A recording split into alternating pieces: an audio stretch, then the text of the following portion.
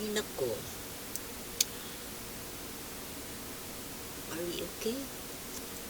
Alam niyo mga kababayan, ito pong si dating Pangulong Rodrigo Duterte, sa tingin ko po ay tumatanda siya ng paurong. Alam niyo yun? Kasi, di ba, ang turing sa kanya ng karamihang mga Pilipino, lalo na yung mga supporters niya, ay parang ama. Tatay Diggs pa nga ang tawag sa kanya, di ba?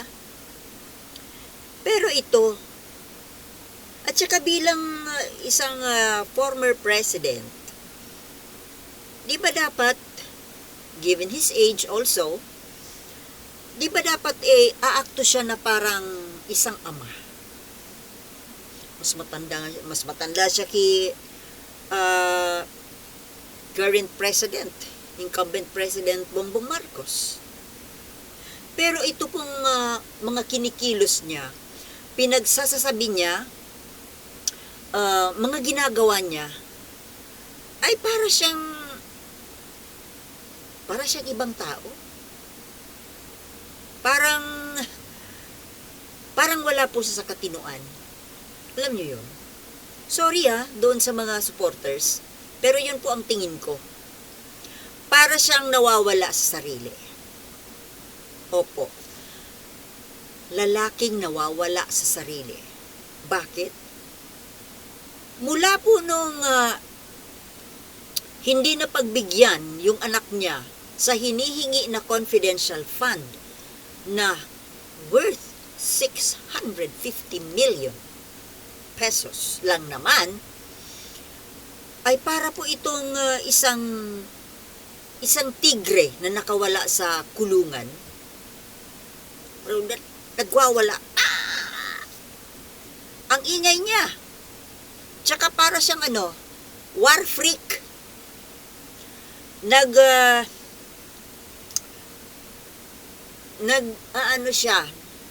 Nanghihingi ng didare ng away. Yung nagdi-declare ng giyera. Dati sino ba yung ginigera niya? Yung mga taga-kongreso, and until now. Lalo na yung sila Makabayan Black. Pero ngayon, buong administrasyon na po ng Marcos government, ang kanyang parang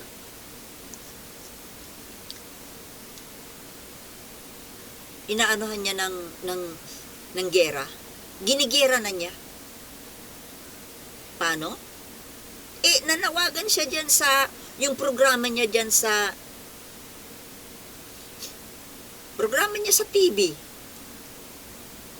Sa SMNI. May SMNI pa ba? Hindi, doon sa radyo.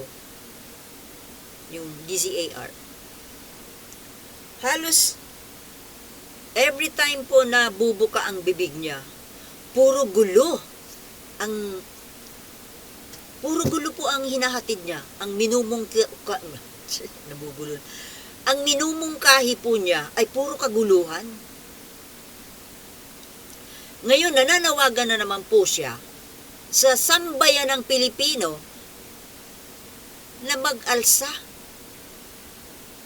Well, nilinaw naman po niya na hindi naman sa pag-aalsa ng violent means na kagaya nung the usual revolution, but a different kind of revolution po.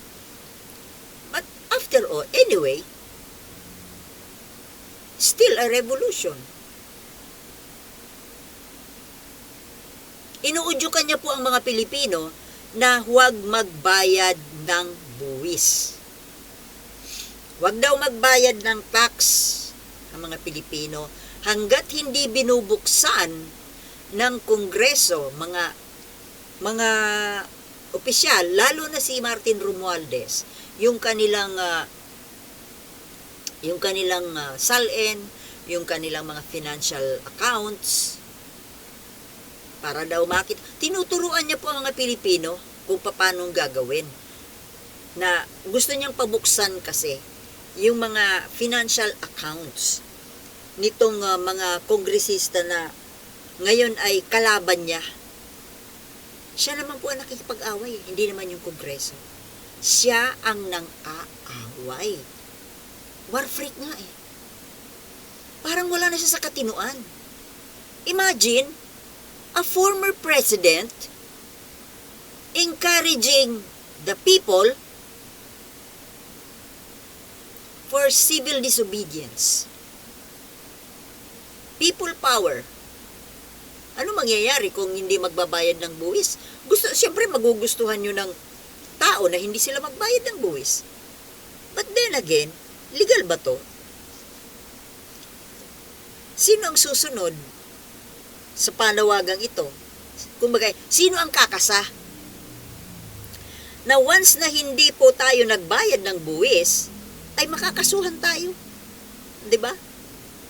Kaya sino bang ulol? Sinong gago ang makikinig dito sa panawagang ito? Unang-una, kumbaga who are you to say so? Sino ka? Former president, yes. But, bakit ka lang babato? Di ba sabi ni Kristo, yung walang kasalanan ang unang bumato. Malinis ka ba? Duterte, malinis ba kayo? Kayong pamilya? At pati na yung mga kampon mo. How dare you to challenge the Congress and all the politicians to open their accounts? Para daw makita ng taong bayan kung saan ginagasta yung pera na galing sa kaban ng bayan. Na para bang akala mo wala siyang bahin. Hello? Sino ka? Sino ka para maghamon ng isang bagay na ikaw mismo hindi mo nga makayang gawin? Gusto mong ipa-account sa COA, yung COA nga wala kang tiwala doon. 'Di ba nung panahon mo, nung hinihingian ka ng SALN, hinihingian ka ng yung kung ano hinihingi mo ngayon? Ayaw mo magpa-audit, minumura mo pa nga ang COA, 'di ba? Wala kang respeto sa COA. Sabi mo, wala yan. At nang uudyo ka pa sa mga kasamahan mo na mga politiko na huwag magpa-audit. See? Anong klaseng pangulo? Anong klaseng utak ng pangulo? Yan. Ikaw na pangulo, na ikaw nga dapat ang magpapakita. Kumbaga, ikaw ang dapat na huwaran, modelo ng bawat politiko at bawat Pilipino. Pero ikaw pa itong nagli-lead sa lahat na magtago ng pera. Huwag magpa-audit. Huwag ilalabas ang SALN at huwag magbayad ng buwis. Naniniwala po ba kayo mga kababayan na itong taong ito, itong buong pamilyang ito ay nagbabayad sila ng buwis?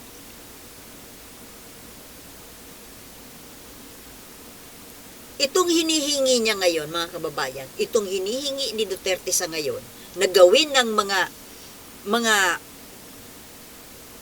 kababayan natin, dahil buong sambayanan, ito yung bagay na ayaw niya nga gawin noong panahon niya. And even now, okay, sige. Pagbigyan natin mga kababayan. Dinidare niya, lalo na dito ang talaga pinag-initan niya, si Martin Romualdez. Pero, kunwari, si Martin Romualdez at mga members of Congress, pero sa totoo lang, hindi lang niya madiretsa na pati si Bongbong Marcos, pamilya ni Bongbong Marcos, asawa ni Bongbong Marcos, lahat ipa-audit. Well, why not, Mr. President? Pero, kung sino po yung naghamon, siya ang mauna. Fair enough? Yamang kayo po ang naghahamon, okay, sige, magbukasan tayo ng mga accounts natin, ng mga SALN natin. Magpa-audit tayong lahat. Pero mauna kayo. Kasi alam namin tuso ka eh. Mamaya naglabasan ng, kung kailan nakapaglabas na ng nauto mo, kumbaga, mahilig ka mang uto eh. Magaling ka mang uto, mambudol. 'Di ba? Mamaya nagsipaglabas na ng kani-kanilang mga itinatagong mga assets, pero sa bandang huli siya hindi naman maglalabas o di tatawanan ka lang. Kaya mas maganda po, i-call nyo po kayo lahat ng mga politiko, pero siya muna. Siya, hindi lang siya, yung mga anak niya, lalo na si BP Sara, yung mga anak niyang politiko, si Baste, si Pulong, pati yung mga asawa niya, mga anak niya. Kasi nangyayari pag po na nanggagamit ng dummy account, dummy depositor. What if ipinangalan sa mga anak, mga ibang kamag-anak? Kaya buksan lahat ang mga accounts ng Duterte clan. Yan muna, doon muna tayo. And then after that, o sige, sumunod na yung lahat.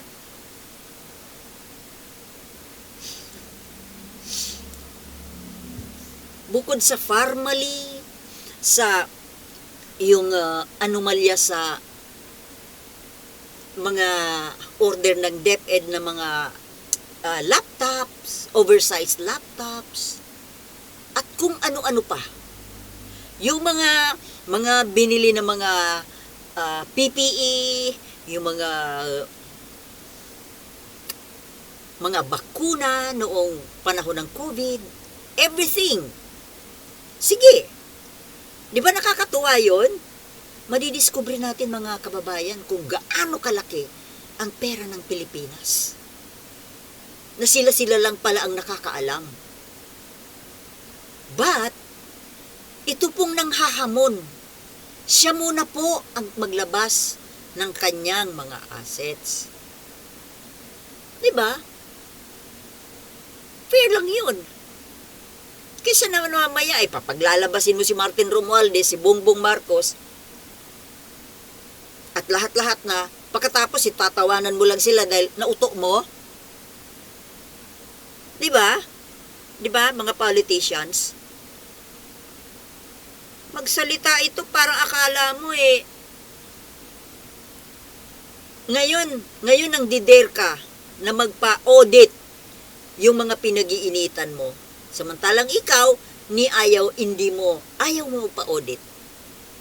Porque hindi ka napagbigyan yung hinihingi ng anak mo na 650 million every year na confidential fund na very questionable. Porque hindi napagbigyan kasi hindi niya nga napabilib, hindi niya nakonbinse yung mga mambabatas. Dahil hindi na maipaliwanag kung saan dinala. Kung paano nilunok yung 125 million. O, tapos ngayon kung ano-anong mga sinasabi na kesyo ginasta sa mga seminar, sa mga field trip. Saan ang field trip? Saan ang seminar? Kailan? Nawala yung pera, yung 125 million, nawala yun nung from December 13 hanggang katapusan. May nag-seminar ba nung mga time na yun? Christmas season yun Nakabakasyon nga kayo. Diba? Kaya, puro palusot po itong matandang ito. Puro palusot. Buking na buking naman. Masyadong nagiinit itong matandang ito porque hindi napagbigyan yung anak niya sa confidential fund. Kumbaga, bulilyaso. Bulilyaso yung mga plano na peperahan yung Philippine government 650 million a year. times 5 years. Baka tumaas pa. Para ano? Presidential Fund for 2028 na booking. Bulilyaso. Kasi gusto ninyong gawing Davao yung buong Pilipinas. Kala nyo kakalusot kayo, ha? Sa Davao lusot kayo kasi kayo ang may hawak-hawak nyo sa leeg, yung Davao. Yun yung kingdom ninyo eh. Your kingdom. Tapos gusto nyo gawing kingdom yung Pilipinas. Eh kaso, maraming mga ano dito eh. Tapos ngayon galit na galit. Napaghahalata ang pagkagahaman sa pera, mga kababayan. Hindi lang napagbigyan. Heto umuusok ang tenga, ang ilong, ang bunganga. Parang dragon. Tapos ngayon, nanghahamon ng people power. O kayo, sino makikinig dyan? Sino po sa inyo ang kakasa? Subukan nga. Sige nga. Malaman natin yan by April pa naman eh. April next year. March ba o April? April. Yung last days of filing income tax returns. Doon pa natin yung malalaman eh. By then, nakakatawa. Opo, nakakatawa na po itong matandang ito. Sa totoo lang, Manong Digong, pinagtatawanan na po kayo. Hindi na kayo natutuwa lang naman sa inyo, yung mga taga-SMNI. At yung mga aliporis nyo, kayo-kayo lang naman eh. Yung mga kabig nyo. Pero kami, booking na kayo. Di ba mga katribo? Hanggang dito na lamang po at thank you for watching and see you in my next vlogs. Peace.